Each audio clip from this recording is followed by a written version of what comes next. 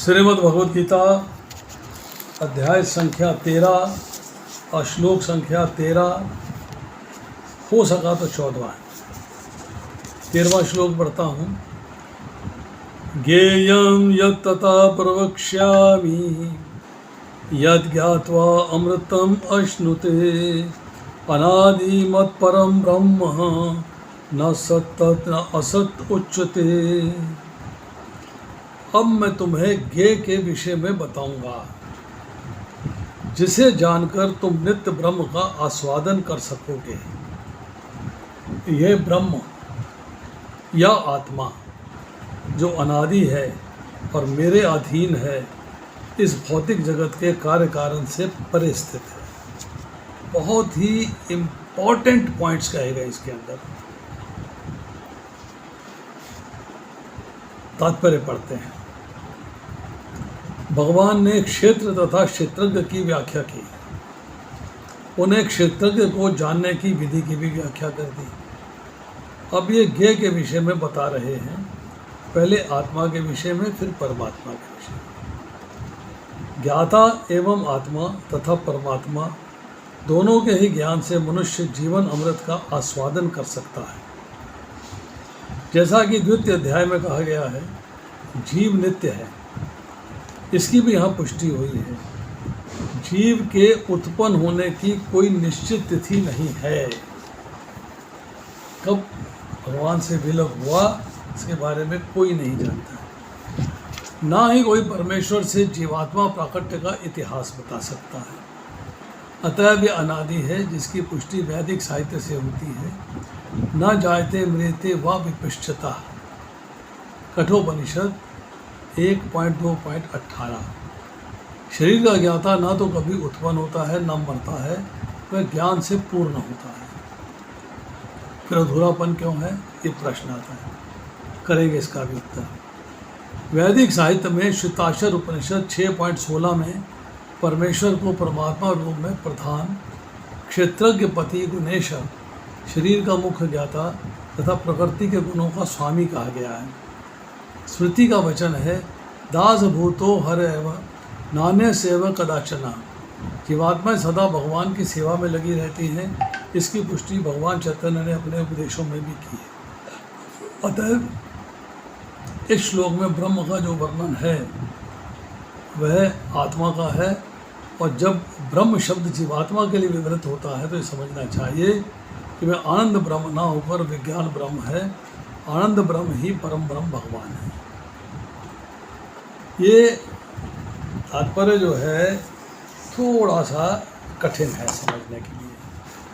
चलिए कोशिश करते हैं जानने की, समझने का प्रयास करते हैं।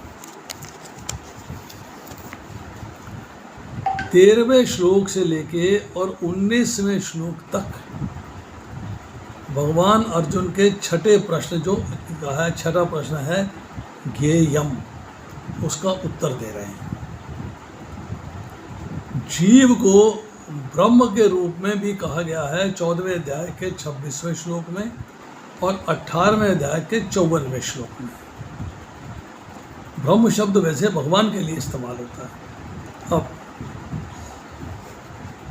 भगवान कहते हैं कि जो इंडिविजुअल सोल है, अर्थात जो व्यष्टि आत्मा है, वही जानने के योग्य है, नंबर 1।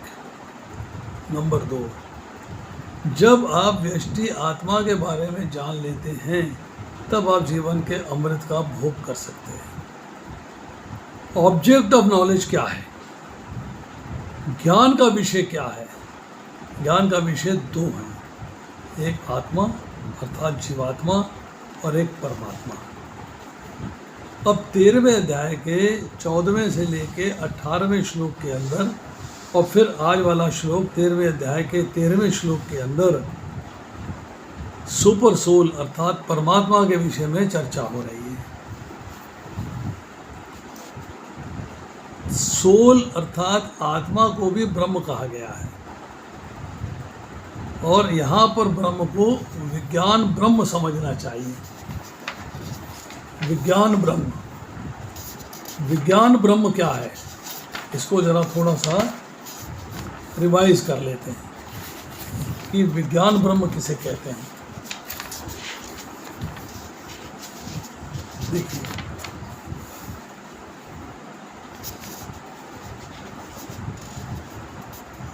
विज्ञान ब्रह्म जो है वो शब्द इस्तेमाल हुआ है किसके लिए, ये हमें जानना चाहिए। भगवान के बारे में पूर्ण ज्ञान हो जाए, आत्मा के बारे में पूर्ण ज्ञान हो जाए, तो आप इसे विज्ञानमय कोश या विज्ञान ब्रह्म की चर्चा करते हैं। इसमें जो है मन और जो लाइफ के सिम्टम्स हैं उनको आत्मा से अलग जब समझना शुरू कर देते हैं तब वो विज्ञान ब्रह्म के प्लेटफॉर्म पे चला जाता है। अब यहाँ चर्चा आ रही है 8वें से 12वें श्लोक के अंदर ज्ञान क्या है ये भगवान ने बता दिया है। अब इसके बाद भगवान बता रहे हैं कि जो ज्ञान मैंने आपको बताया है कि ज्ञान क्या है, इस ज्ञान से ज्ञात क्या करना है, क्या नॉलेज लेनी है। ज्ञेयम, ज्ञेयम मतलब आप क्या ज्ञान प्राप्त करेंगे, ये ज्ञान है। पर इस ज्ञान को नॉलेज ले ली, नॉलेज लेने के बाद आप उस नॉलेज को यूज़ कैसे करेंगे, किस लिए यूज़ करेंगे, कौन सा ज्ञान प्राप्त करेंगे। तो प्रक्ष्यामी शब्द का मतलब होता है आसानी से जानने योग्य, और अमृतम शब्द होता है जानने के बाद मोक्ष की प्राप्ति। अब भगवान जो है जीवात्मा के बारे में ज्ञान देते हैं।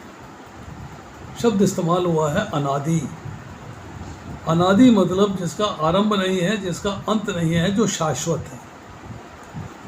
न जायते मृते न विपश्यता है, जो प्रभुपाद यहाँ कोट कर रहे हैं। न मृत्यु है न जन्म, कथा उपनिषद 1.12.18। अब बात आती है मतपरम की। मतपरम शब्द जो है उसका अर्थ क्या है, व्हाट डज मतपरम मीन। अनादि मतपरम, मतपरम का अर्थ ये है कि मैं इसका स्वामी हूँ, ये जगत मेरे पर आश्रित है। यही बात आगे लिख रहे हैं प्रभुपाद। प्रधान क्षेत्रपति गुणेश कि इस शरीर का मुख्य ज्ञाता एवं प्रकृति का स्वामी मैं हूँ, ये ज्ञान दिया गया है श्वेताक्षर उपनिषद 6.16 में।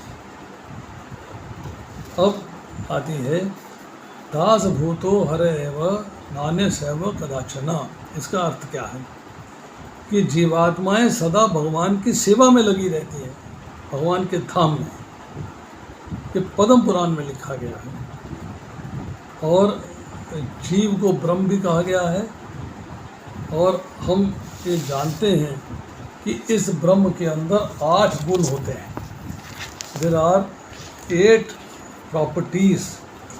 धर्माधर्म से शून्य अर्थात पाप रहित, मृत्यु रहित, जरा रहित, भोजन इच्छा रहित, पिपासा शून्य, शोक रहित, सत्य काम और सत्य संकल्प। ये 8 गुण जो हैं ये जीवात्मा के अंदर है। छांदोग्य उपनिषद 8वां खंड 1 अध्याय 5वां श्लोक। अब देखिए, अब हम चर्चा करते हैं थोड़ी सी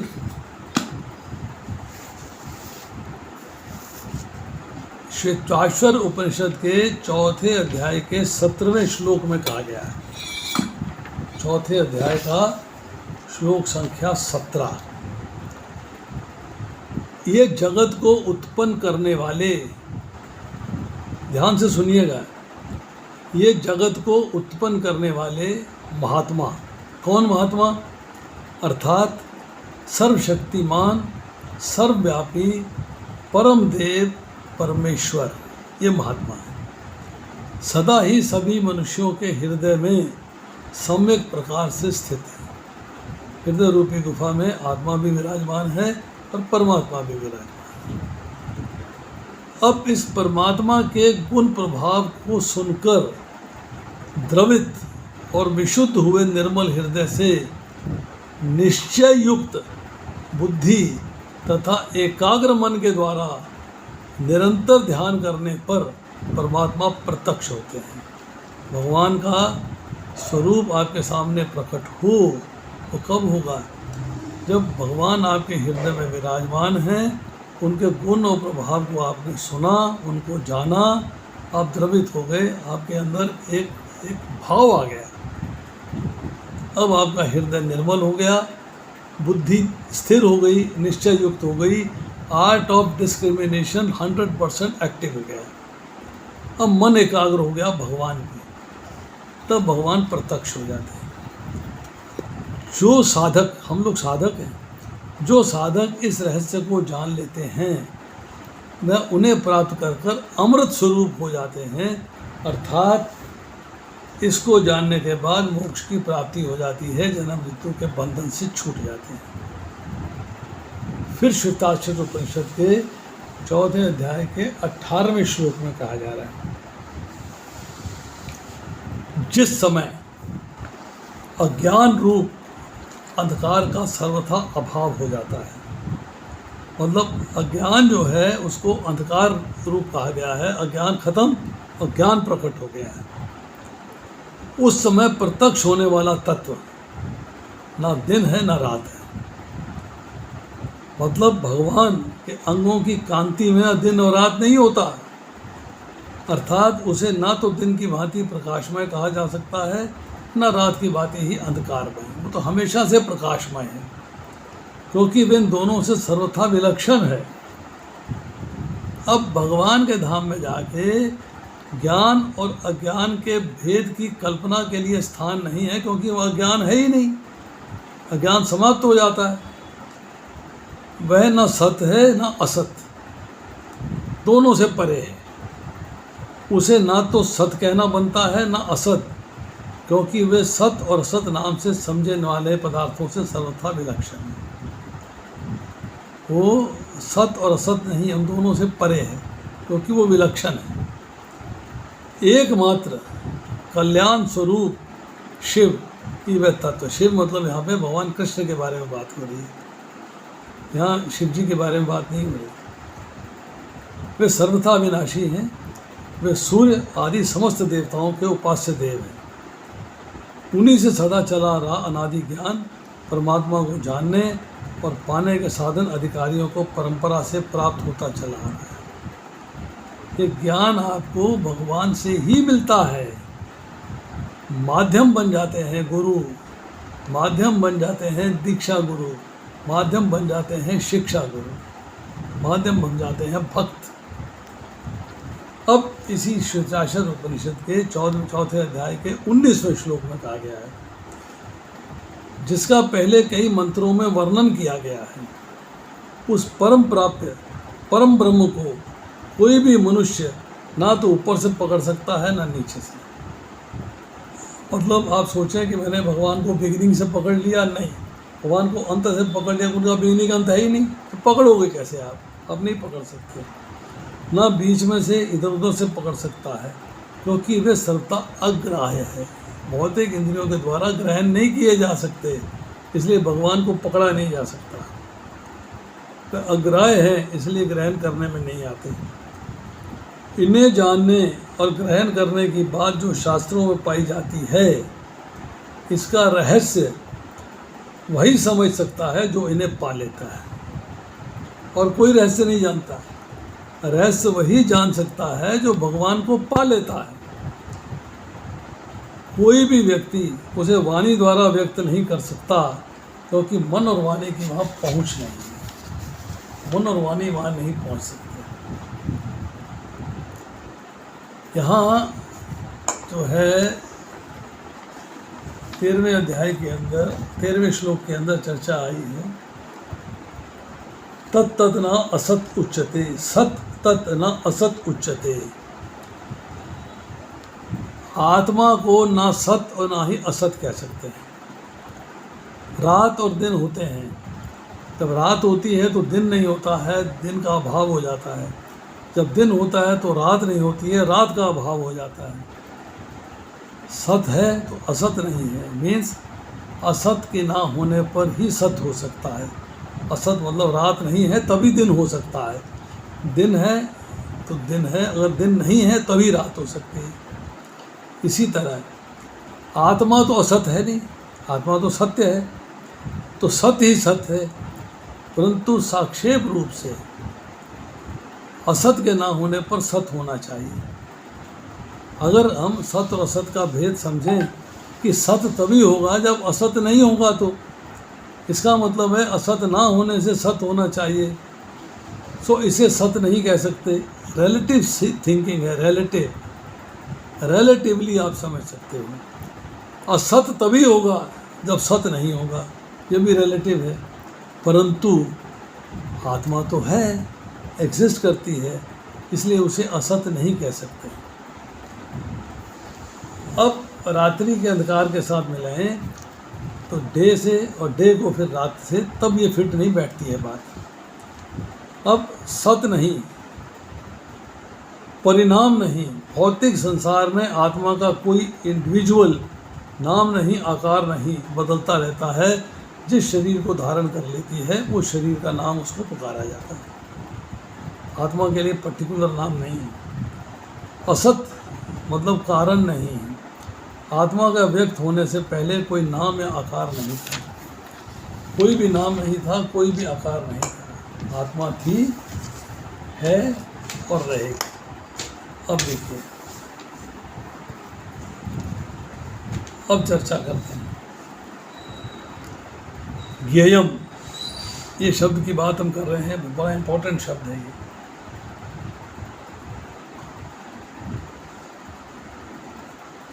ज्ञेयम का मतलब है एसेंशियली नोएबल, मतलब अवश्य जानने के योग्य। संसार में जितने पदार्थ हैं, जितने विषय हैं, जितनी कलाएं हैं, जितनी विद्याएं हैं, उनमें सारी जानने योग्य नहीं है, जो आपके यूज़ में नहीं आती, जानने योग्य नहीं है, परंतु जानने योग्य केवल एक है, केवल एक। उसको हर हालत में, हर सिचुएशन में, हर परिस्थिति में जानना चाहिए। वो क्या है? परमात्मा। कारण क्या है कि सांसारिक विषयों में आप जितना भी जान लो, कुछ बाकी रह जाएगा। छठी का मैथ्स कर लिया तो सातवीं का रह गया, सातवीं का कर लिया तो आठवीं का रह गया, आठवीं कर लिया तो 12वीं का रह गया। मतलब आप जितना जानने की कोशिश करते हो संसार के बारे में, फिर भी कुछ ना कुछ इनकम्प्लीट रह जाता है।